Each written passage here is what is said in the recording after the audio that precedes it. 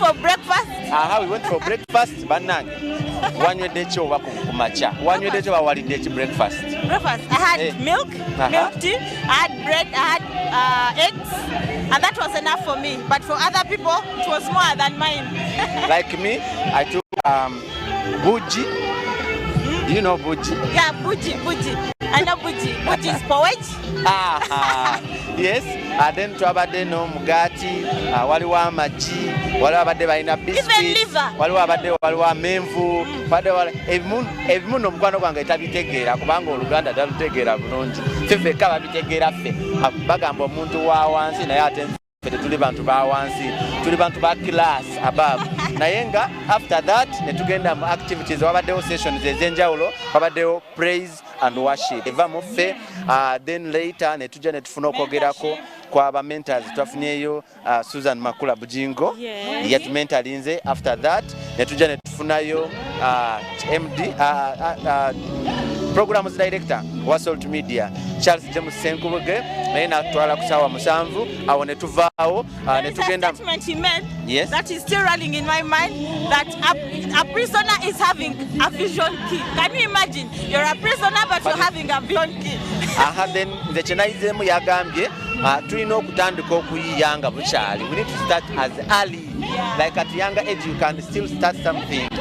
Natuwa ekyokulabirako nga omuntu eya innovating Facebook page. Natugamba nti yatandika nga akyali muto. Natugamba ekyokulabirako kya King Oyo. The king of Toro Kingdom. Naye yatandika nga akyali muto. Byabadde bingi bye twayize. Bwe twavudde awo ne tugenda mu sessions ez'enjawulo. Sunday school ne abaana abato more representing from 15 years to 8. Oba from 8 to 15.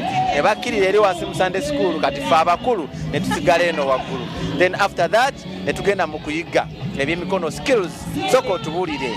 You tell us what activities ezibadde eri wansi. It was really marvelous. Let me even start here. Beside peeling bananas, because that one I already know. I did bracelet making. Okukola buno bunikilesi like this, like of this kind, and I donated it to Mommy. It was so beautiful with my name, so I gave it to Mommy, and she's putting it already. She's putting it on. Then that was also making charcoal. Yeah, yes, I like making charcoal. Then also tomato sauce. Then also making a pad, because that is essential for every girl. Making your own pad, it is very essential in this time. So people were learning to do that. I'm waiting to hear from you. Ngongamba okuwata amatoke nogasanikira nogabobeza in Ruzungu cheninze. Okay. We got bananas and put them in banana fibers, and we put but we didn't put them in the saucepan. We left them in the basket.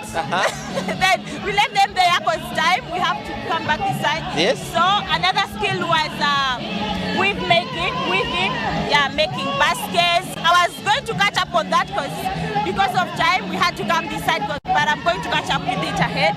Then also liquid soap making. It has a lot of chemistry, but trust me, girls are going to move from here when they have learned. Somebody's just waiting to hear you talking about baking. Baking, that was coming already. People baked them, people baked mandazi, and they ate them. Donuts. And actually, if you're keen, you would see every girl's tummy who went to that section of bakery. Their tummies are out already, because what they were baking is what they were eating. They were enjoying what they have skilled in. Just few to mention, but a lot of activities baddewo nyingi ate nga zikyagenda mu maaso.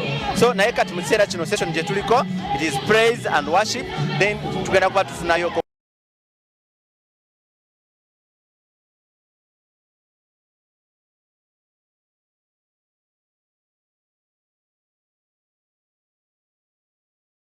our guest. Why not? That woman is so precious in our lives, because she has done a lot. Exclusive. It is a member, but they don't want to give them out. They have the capacity of helping, but they can't express it out to the needy people. Should I say needy? Yeah.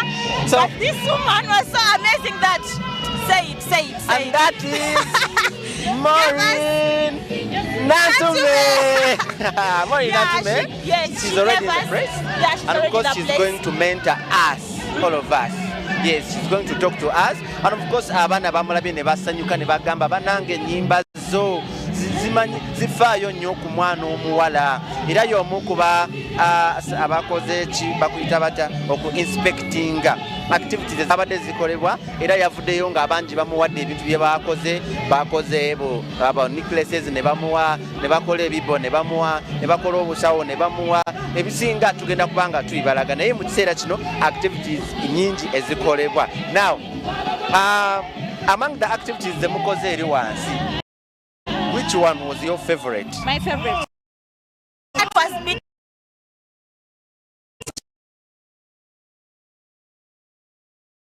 When you'd see it, you'd be like, oh my God, move away. But I'm still learning. What was that? Weaving, making a basket. Oh. Yeah, I wanted to learn that. And also, kozeeyo buno obubbo bwe tuliramu akalo buno basket kati mwakoze buno bwe mukozesa mu mikolo okutwalira mu gifts ebirala anyway. But those baskets are multi-purpose. You can use them for anything. Waliwo kana akaffe ke tuliramu akalo kana akatono. It depends on the size you've made. Okay, but anyway, atukyalina bingi bye tugenda okubanga tubalaga, but currently maybe kye tuyinza okubagambako yesterday twalabye honorable Florence Nakiwala Kiyingi ng'akola promises eri abamu ku ba church girl abazze kuparticipatinga. Among those ones yawaddeyo ebyalaani bibiri. Ebyalaani babiyita batya kozi mu luzungu? Byalaani. Tomanyi byalaani? It is going. Sewing machine. The sewing machines, I know them. Yes. Good news is that we've received them. Yes, they have arrived. Banange, you know when you promise, sometimes it's not easy to fulfill. Na year before we even count one day, the promises zonna zituuse. Era mu kiseera kino ekigenda mu maaso mbadde njagala tutambuleko katono tusooke tubalageeko ekigenda mu maaso kubanga tulaba eri Maureen Nantume ali ku stage. Maureen Nantume ali ku stage. Banange twandibadde tu interviewingayoko bano tufuneko ku interview ku bano bwe tumala tugende tubalage Maureen Nantume ali eri ku stage. Sityo? Yes, don't go away. Don't go away. Tuke tugereko ne ku bano then after. Now, let me first talk to her. Hello, how are you? Fine. What's your name? Sonny Margaret. Omanyi Oluganda? Tomanyi Luganda bannange? Nze banaye nga kati nkole ntya nze atamanyi Luzungu? Where do you come from? Mbarara. And Mbarara you don't know. Kandi olunyankore n'olumanya? Banaye banzora musaya abakutureba bambara. Abambara numurara mutani mbara museni mbakunda munonga. Amazina go shima kweto? Sonny Margaret. Orugire mbara uyizire n'imotoka otembere basi. Basi. Okay, banzo tugambire oyegire kintu kye kyoyegire aha. Negere minye bushimwe cyo nekikubari ngende kubansazira. Ngende kubanyesarira mu kindo. Kujana naye ndakora kirungi niyo ndashara mu cyacu y'ekirungi ndukishara. Okay. Nicyo cyakushemezaho yirebyo yegire bindi. Cyashemeza mwe nabo yahabona mbatkunda mbatfaho twayega bintu byinje ko kwifa twayega kora daddies okay kire kigambo kiwagambira bakutureba bambara bona mami daddy friends bareno bakuleba bona Soul TV kire kigambo kimwe kiwabagambira ndacha nimbakunda nimbakan mwene kochira ndamseka kawanje mama tata sisters and brothers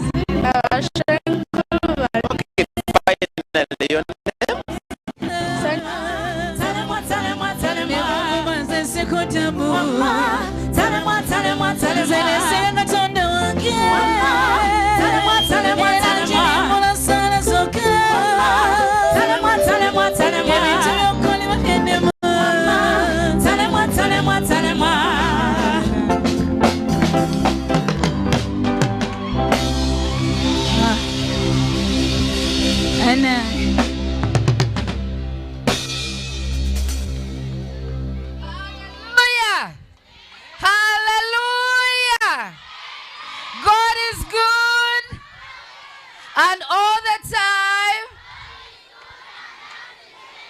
bananga tuyimirire twandiike tukwaniriza omukyala omulungi, mukyala wa Katonda. Bameka abamanyi nga sinnamwanjula? Mwabaana abato mwamuyigirawo? Mumumanyi? Mwamulabirawa? Mumulabira ku TV? Kati olwaira mumulabyeko ki? Katuyina akaseera akalungi tutuule tubeere twabagambye nebeera quiet time musobole omuwuliriza maama waffe sister waffe tusanyusa okulaba bannange. Yes yeebazibwe. Amina nnyo nange neesiimye bannange okujjako Kanani. Tugwanirize Kanani, tugwaniriza mu Church Girl Camp. Amina. Yaguno omwaka bolaba wano tulinawo abaana 116. Amina. Aba registerings okubeera mu camp. Era nga tuli ba mukisa nti ozze otu blessing. Amina. Mukama akutuwera omukisa. Amina. Banange mwebale kujja. Wangi mwebale kukkiriza ne mujja banaffe twamanyira banange mwebale kujja banange biki. Nerabidde nti ndi mukyaki. Mwebale kukkiriza ne mujja katusuubire bye muli mu kuyiga mugenda bikola sikyo? Kaakati tutandikirewa kuyimba. Nze mbadde manyi nti ntuule tunyumye. Ebyo temwagala. Neera nja bagambayo obugambo sikyo? Kati mbayimbiremu kiriwa kyonna konna kenjagala. Wangi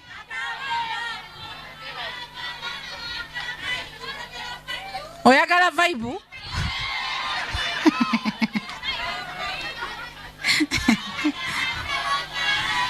Ayi Katonda nsaba onnyambe. Olugendo luwanvu gye mpisa okutuuka wano mpise mu kugezesebwa kungi naye nempangula.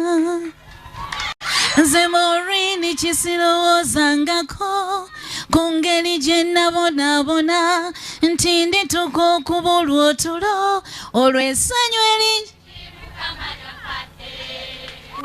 Nsinza oli waggulu ntenda gwe yansasira. Aha tugende.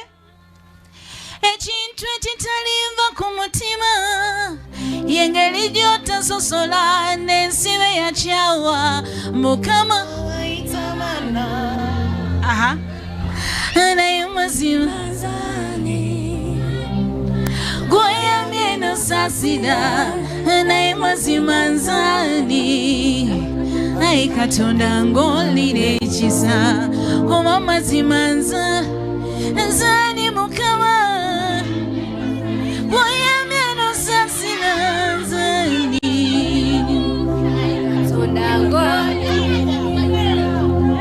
Jangu timbe.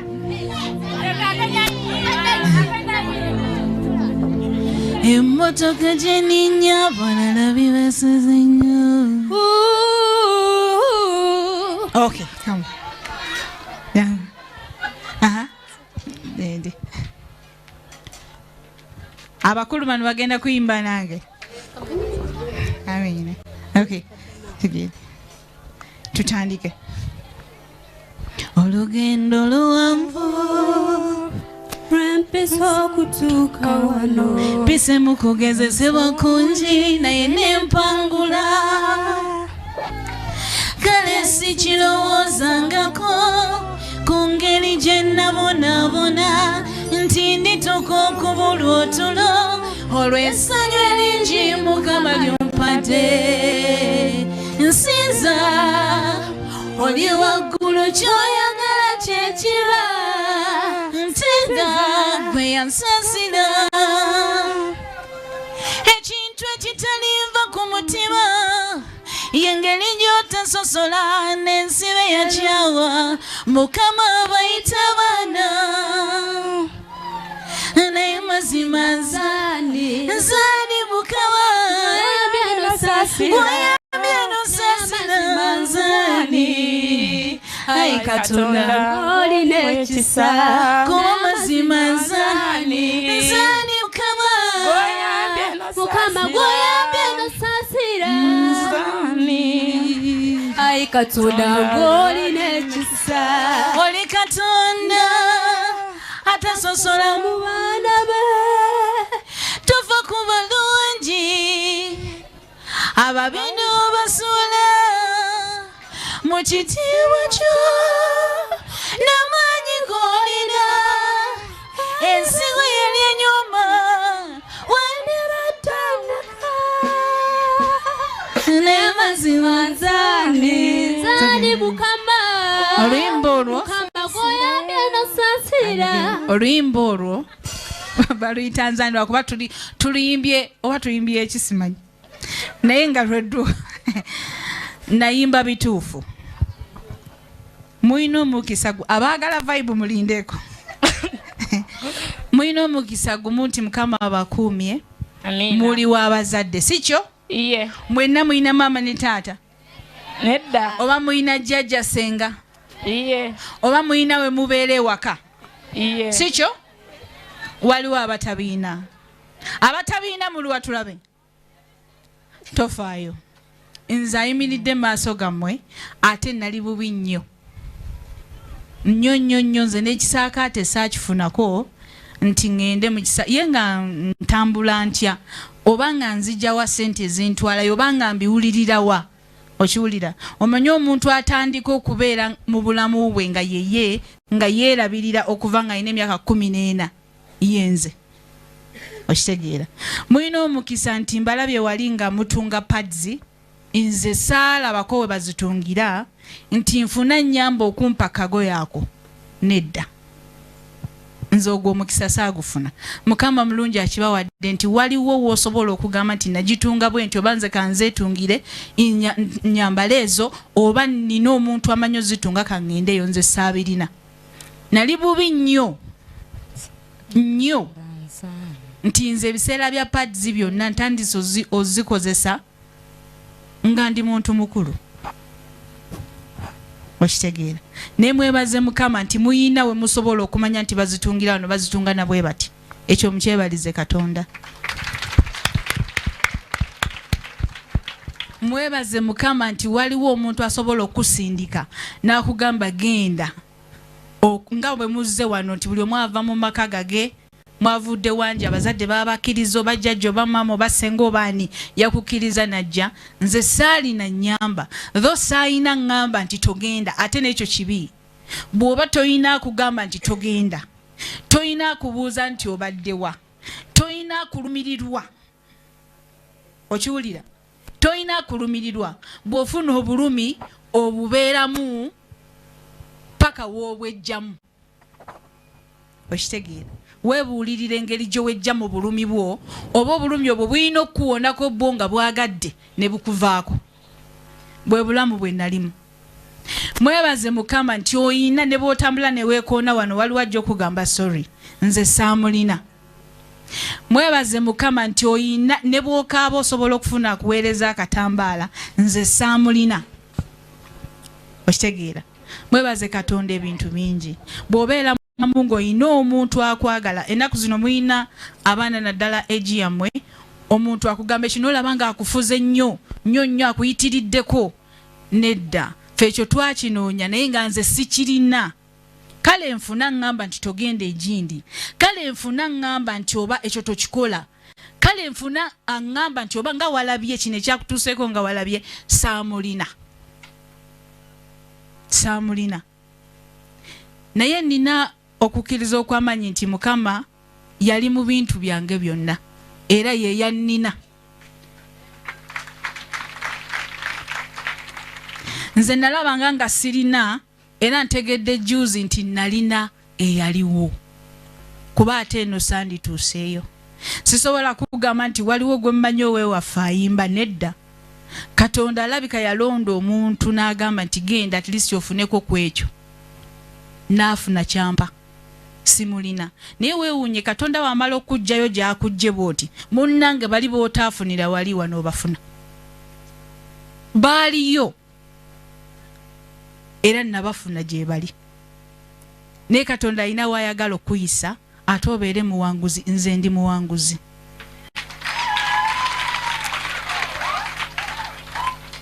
Mukama mulungi nti byonna bye nayitamu siina kye nejjusa nti kale lwaki ekyo nedda. Nalina okubiyitamu nfune bye mbagamba kati. Kuba singa saabiyitamu wano singa sobola kuyimirirawo. Era nandibagambye eki. Era singa nayita mu bulamu obulungi ennyo nandize ne mbanyumiza nti ffe tulya pizza. Bane tulya pizza, bane tulina washing machines, bane tebigasa. Nina bye nnina obagamba. Obulamu obwo gye buli. Ate sibukusabira nti gwe no weyagale olaba bwoti oli bwoti tojja nedda. Gwali mu bulungi Mukama mwebaze era okisabire. Mukama akuuma abo abali mu bbuku tuusaako. Ate naawe obaba nga weebali funda ky'obayigako baleme okuvaako nga toyina kye wayiga n'eki ate ojja kubonaabona. Bwe baba nga bakyaliwo bakuume. Ate bw'oba obakuuma bawe ekitiibwa baagale. Ate funa ky'obayigirako. Okitegeera. Nze ayimiridde wano mu maaso gammwe nali mukozi wa waka, nali house girl. Abasigadde wano ndowooza abali wano mwena mulina ba housemaids ewaka si kyo? Abasinga mbayina abamu tembayina. Nze nali oyo afumbira mmere abaana, abanaaza, abagololera, abategeka bagende ku ssomero, oyo anti wo gw'oyina ewaka. Nze bwe nali. Naye wali nga nkiyingira ekintu ekyo nali nnoonya wakubeera kuba we nali mbeera baali bangobyewo. Katonda nannyamba nanfunira awo okubeera through okukola ewaka w'omuntu. Katonda yampa wakubeera. Kwata omuntu gwe yampa w'okubeera naye nakati mukwano gwange nnyo gwe nakoleranga.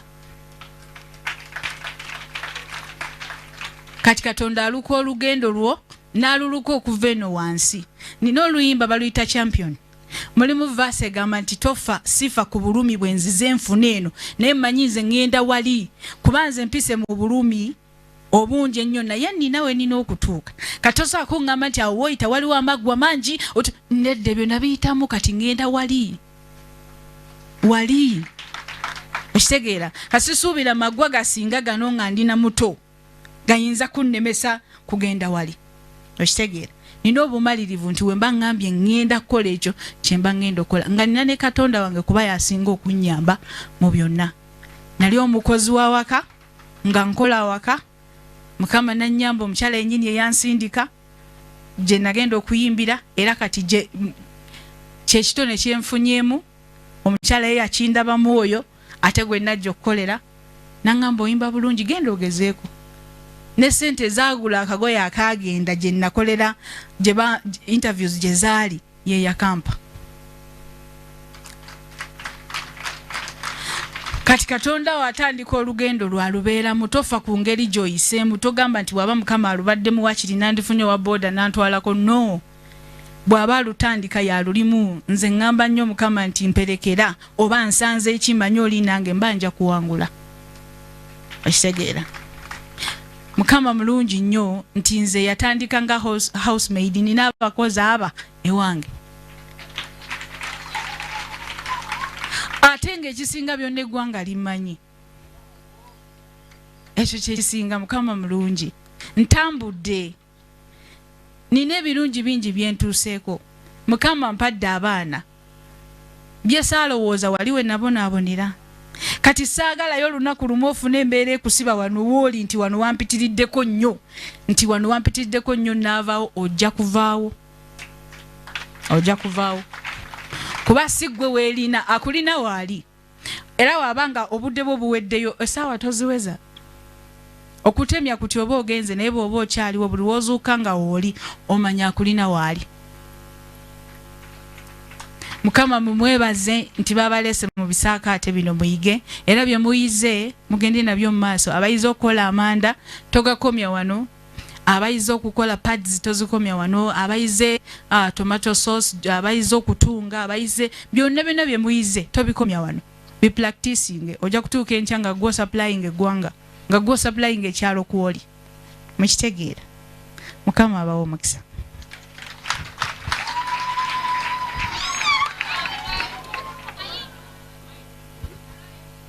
Akayimba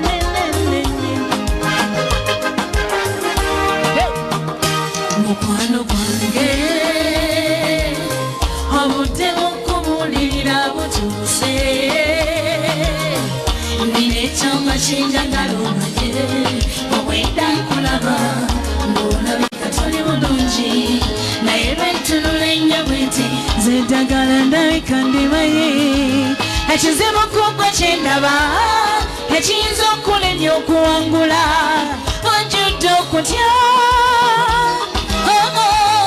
buli lwabako kyokola mojja tunyumirwe ekyo ng'okita naye manya abalwanyi b'entalo tebabala bagenda koloba wabula bafa kubika be bayonya ati naawe ng'oyagala ensenekkirize twa champion olina okuwuliriza kyenkugamba muzine ekintu ekikulu mu nsi togeza okweraliikirira ng'obulumi mwogenda okuyita bevuba kimukuwa champi muzine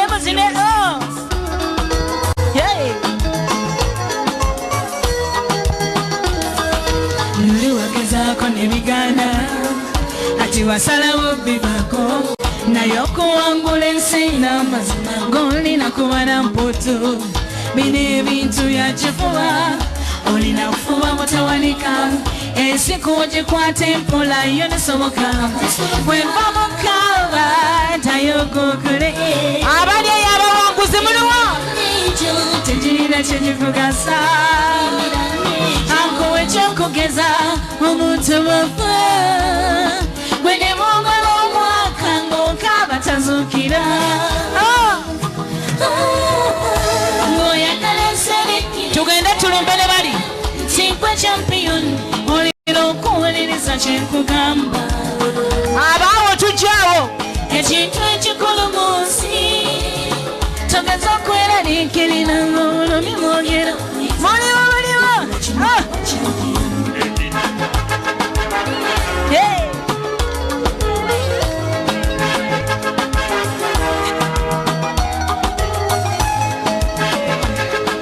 abaawe novayi bweruwa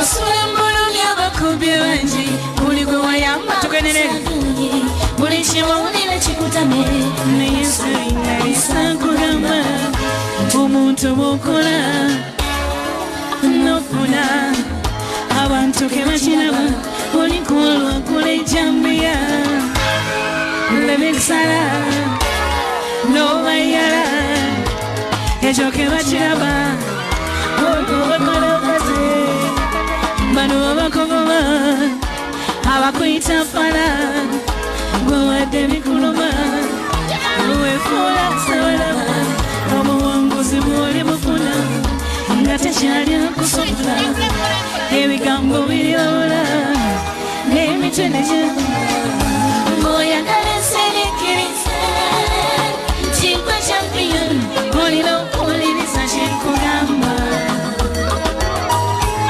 ekintu ekikulu mu nsi togeza okweraliikirira obulumi bwogenda kuyita befuba kimukuba champion abudalwa okufa anafunyanyigbalana abo baliko yawe omukwano gwange byenkola byo biwulidde andowooza obitegeddeko thank you so much